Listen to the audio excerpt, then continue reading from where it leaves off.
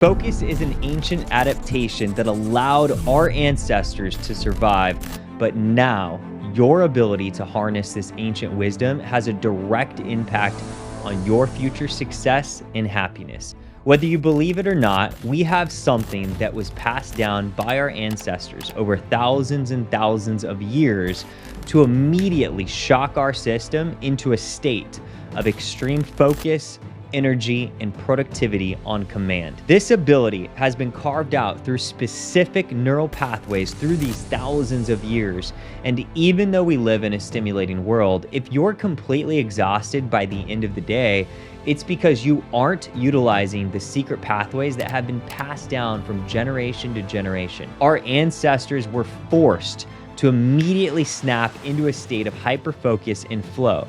But now, our brains must adapt. And if you don't already know me, my name's Dylan Stewart. I produced my first $1 million online in 2019, but now my goal is to explore modern wealth and share my findings along the way, because you don't need to buy some online course, but you do need to consume the right type of content. Now, let me propose something to you. What if you want to generate an extra $100,000 in, let's say, the next 3 months?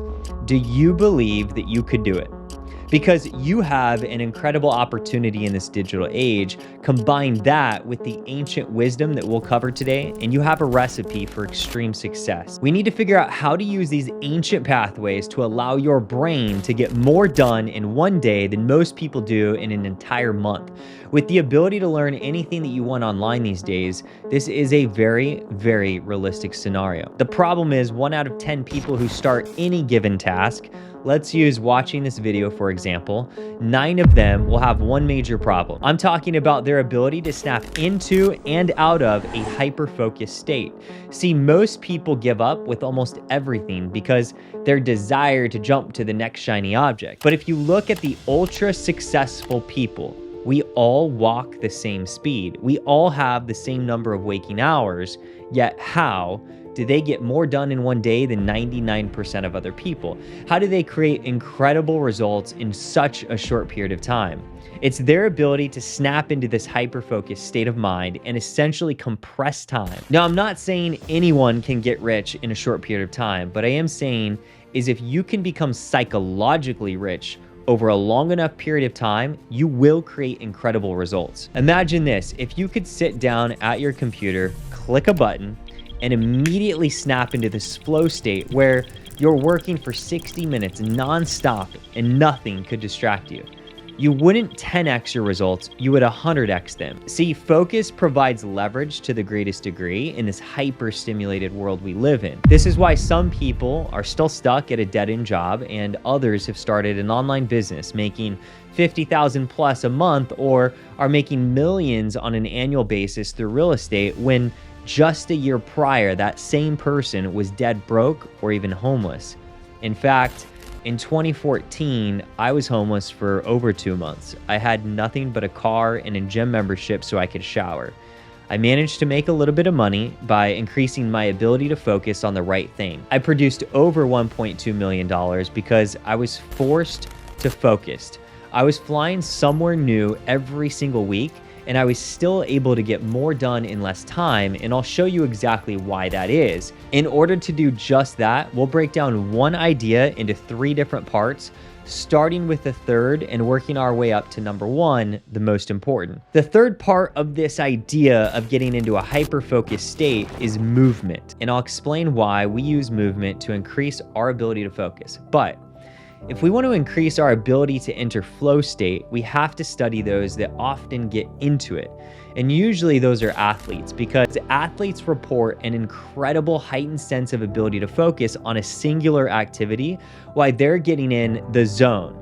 It's as if the world slows down for them and they're able to execute on every single thing they need to, because that proprioception they need aligns with their mental objective, and they're able to achieve these incredible things when the most minute details are needed. And it turns out there's a science to this hyper-focused state, and it has to do with your physical body. See, when we get into a rhythm with our body, it allows our mind to enter into an energetic rhythm as well. Now, this doesn't mean that you have to go running on a treadmill while you're working, but what it means is we have to understand how we can utilize movement in the body to calm the mind and create a rhythm of flow. These days, we all have a ton of mental stimulation with very little physical stimulation. When we want to get something done, essentially what we're saying is we want our mind to be able to shut off in certain areas and then focus in others. The reason people are overstimulated when they take shrooms or acid is because their senses are heightened so much that they have an inability to focus on one individual thing. There's too much stimulation, but when they microdose, it helps their default mode network shut off, the monkey mind, and they're able to enter a deeper flow. Therefore, if we can learn to shut off certain parts of our brain with our own power, it'll allow us to enter a hyper-focused state on command.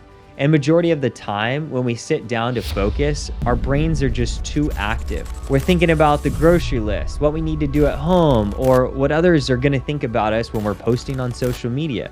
See, we're not able to focus solely on the task directly in front of us. And it's weird, but if you've ever seen a dog that's too hyper and doesn't obey their owner, a dog trainer will typically get the dog outside and take them for a really long walk to expel some of that anxious energy before they even attempt to train them.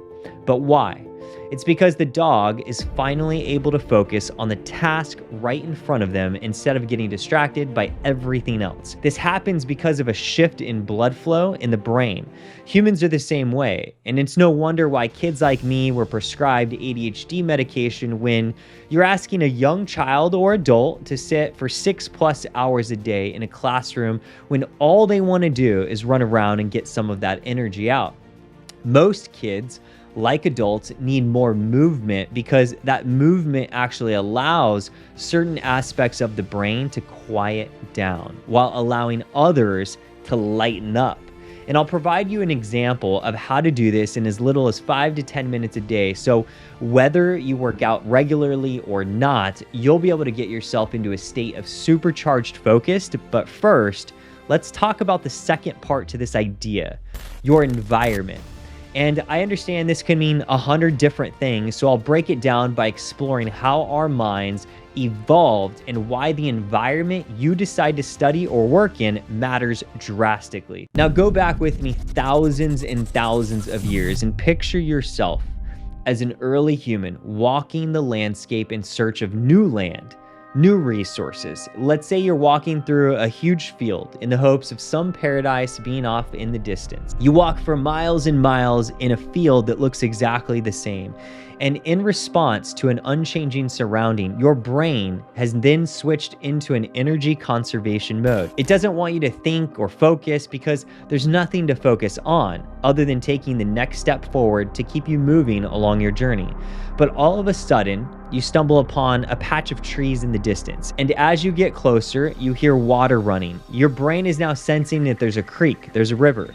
Your brain immediately shifts into an exploration mode. It has an increased state of focus because there are potential new resources up ahead. There's also potential danger, but it's an environment you're unfamiliar with because you don't know what to expect. There's a chemical chain reaction that's occurring within seconds that help you snap into a focused state almost immediately.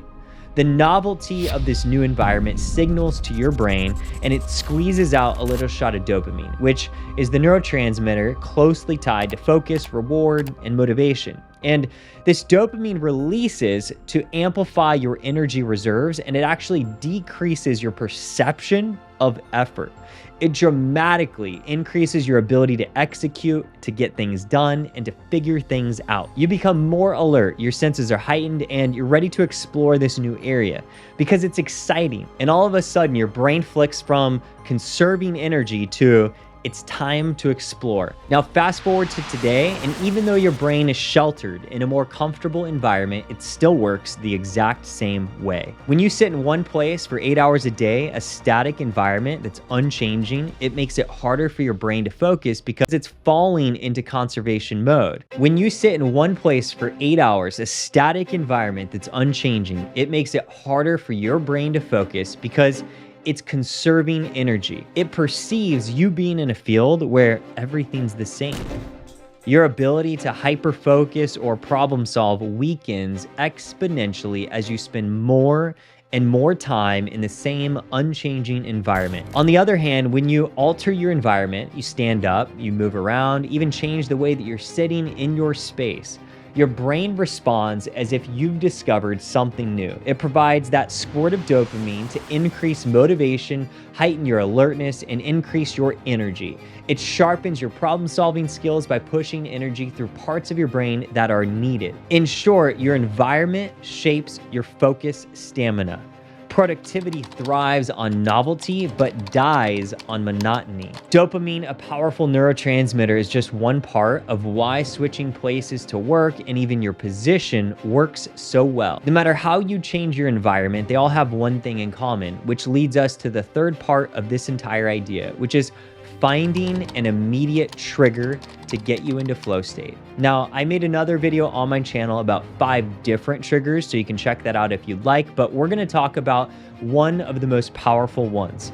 It's the simple act of walking, which is one of the strongest triggers for inducing flow, and I'll show you the 2 ways that you can use this simple yet relaxing movement to your advantage. And the reason I love taking a walk every 90 minutes of working is because of something the scientists call transient hypofrontality hypothesis, which suggests that during physical movement like walking, the extensive neural activation required to run motor neuron patterns, assimilate sensory inputs, and coordinate autonomic regulation results in a transient decrease of neural activity in the brain regions that cause us to focus on too many things or worry about something that has a low likelihood of actually happening. In short, your brain diverts resources from the prefrontal cortex, which often overthinks, to the parts that control physical movement and automated responses, which are the kinds of responses happening in flow.